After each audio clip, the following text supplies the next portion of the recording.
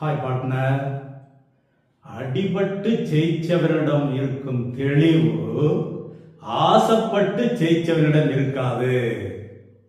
இது நடிகர் சூரி மதுரையில ஒரு ஃபங்க்ஷன்ல பேசியிருக்கிறாரு.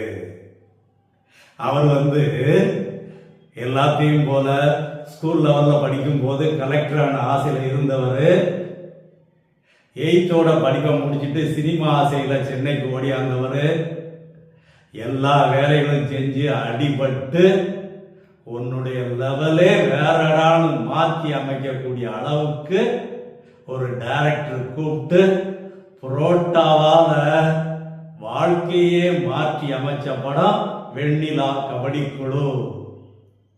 அதுல இருந்து ஒரு பெரிய முதலாளி ஆகணும்னு ஆசையில டீ கடையில 8th முடிச்ச உடனே கேட்டவரு, வேலைக்கு சேர்ந்தவரு, இன்னைக்கு மதுரை ஏரியாவிலேயே எல்லாருக்கும் உணவு வழங்கக்கூடிய ஒரு பெரிய நிறுவனத்தை நடத்திக்கிட்டு இருக்காரு.